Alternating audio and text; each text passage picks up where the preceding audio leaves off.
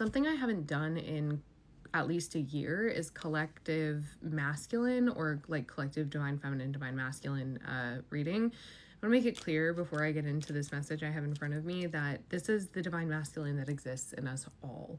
So while it may resonate for your loving relationship, this is about the divine masculine as a whole that lives in us all. Okay.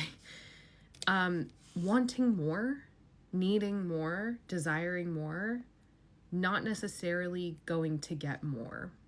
I'm filming this during the new moon in Sag, and it is very, and like Mercury is in Sagittarius as well. It is very kind of like Sag energy to think really big, to talk really big, right? It's like the hypocritical philosopher is really active with like that idea, that archetype is really active with Mercury and Sag.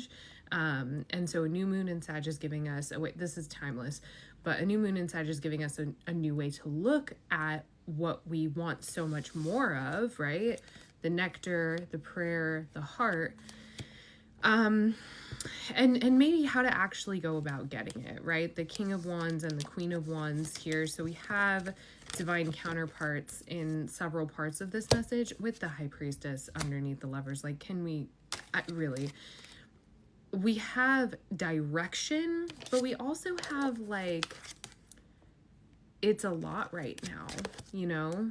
We also have like fatigue, desire for more, desire for like juiciness, right? And depth. I'm hearing something about preparedness, trust in the invisible. That makes a lot of sense. So maybe, and boundaries. Okay. So maybe some of this is with the 10 of Wands, Ace of Swords, and 4 of Swords, feeling unprepared to step forward on what it is that we want more of. There's something in the way. What would be in the way? Hang on. This is actually really sad. I have the 3 of Swords at the bottom of the deck, the Magician, the 9 of Swords, the 9 of Wands, and the 8 of Wands. So it's especially with how the cards came out, there is focus on what it is that, you know, we want more of, the masculine wants to take action on. But there's also this kind of involuntary, like, slipping into, I mean, is it involuntary or is it not? With the Magician, it can go a couple ways, right? It can be kind of a trickster energy, especially with the 9 of Swords, but it can also be like slipping into, with the 3 of Swords, you know, slipping into patterns that come from heartache, maybe patterns that we're feeding that maybe we want to let go of, maybe have wanted to let go of for a while. Boundaries, trust in the invisible, and guardianship. Oh, and that makes, okay, so I didn't say this, but guardianship was at the bottom of the deck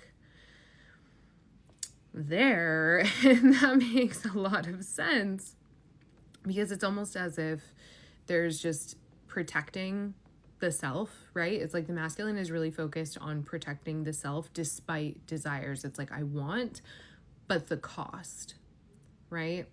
So we're looking at maybe like a conundrum. It's like stuck between a rock and a hard place, kind of. And it's specifically regarding taking action on the heart's desires. So, okay. Cool. This feels like, you know what's kind of frustrating about messages like this is that it feels like, oh, well, how many times have we heard that? You know, it doesn't feel like anything unique or interesting or special when and like, I hate to say that, but it feels like, well, of course, you know, it doesn't feel like something, I don't know, when I do readings, like I want something that's like very specific, and a message like this feels not specific, but kind of like textbook, and maybe part, because I'm like listening to myself talk right now, and I'm like, maybe part of this is like that jaded energy I was picking up in a reading recently. I sound a little jaded when I talk about that. Let's get a little bit more about the situation. 9 of Swords, and here I am criticizing, you know, the situation that I'm reading for. Okay, this is funny. Let's get a little deeper. More about the situation. Like, I am almost, whoa, 10 of Swords, 5 of Swords, whoa. That's a fun combo. So it's something that is well earned, right? What the heart wants, what the masculine wants to take action on is something that is well earned, right? Because the Five of Swords always reminds me of like a bullying energy. It's kind of like the kid that had, you know, a shitty life at home, and so he went out and tried to like be big boss on the playground. Like that's what I always think of with Five of Swords. And Five of Swords ultimately leads to 9 and 10. Obviously, when you behave like this, you end up like this, because you're kind of creating that for everyone else, right? And then with the Six of Cups, it's almost confirming that this is something, you know, that I was saying, feels like an old pattern or cycle. Wow, this is really sad again on the split with the Three of Swords. Hang on. So I guess I'm kind of curious, like, what is the antidote? In splitting the Woodland Wardens, I get devotion, which kind of feels like, it feels like there's a sense of purpose that's really deeply rooted in all of this. You know, the nectar, the prayer, the heart, you know, like there is a sense of purpose. And so now I'm thinking of, okay, that, like a man without purpose is a dangerous man, right? Like, the masculine without purpose is dangerous. So the World and the Fool, just splitting quickly there, like some kind of new purpose is coming in. The High Priestess falling out there. Okay. Tell me more about the sense of purpose that I guess creates allowance for healthy action. Page of Cups, the inner child. Ooh, and the devil. Why did I have that reaction? The devil. Page of Cups and the devil. What? Okay. That feels so dangerous. Seven of Cups, 9. I mean, it could be dangerous or it could be really fun, you know? Kind of depends on how you're looking at it. Three of Wands, the Lovers, Four of Wands, Page of Pentacles, Seven of Cups, Nine of Pentacles. That Nine of Swords is just like really creeping. Knight of Pentacles at the bottom of the deck. Devotion. That's the word. I was actually reflecting on that word. Antidote. So, I mean, the antidote is looking, it is, I was just talking about this with someone. It's that willful optimism. But it's not just any kind of willful optimism. It's one that you're putting into play now, right? Excuse me. Your attachments. And kind of like taking the leap on, because I'm seeing this Page of Pentacles and Seven of Cups. Yeah, Page of Pentacles, Seven of Cups is like, well, you got to pick one, and you can pick them all, but you got to take one at a time, right?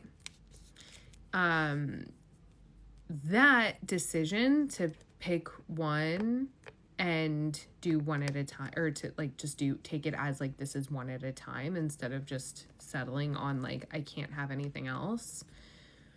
And that, don't make that fit, right? There is some kind of action that needs to be taken. It's kind of like I guess I saw somebody post something, God, I wish I knew who it was or I would tag them. I saw somebody post a reading. Oh, I think it was Pluto's Eye. Oh, my girl. Like a dangerous degree of boredom. That's kind of what this feels like. It feels like there's a very necessary, like, just fucking do something here. And so while we're like craving more depth, more devotion, more from life, if we're slipping into this like dangerous level of boredom, well, that's not healthy for anyone. It's not. And I think that it's kind of seeping outward in however this is resonating for you, whether you're seeing it or whether it's coming from you. The collective masculine is kind of moving through a time where inaction is kind of turning into like disease, you know? It's like turning into like blight. Oh, baby. And we have deceit. Hang on. Balance and success following deceit. So it's kind of like picking your battles here. I couldn't just leave with 10 seconds on deceit. Like, please. finding your balance.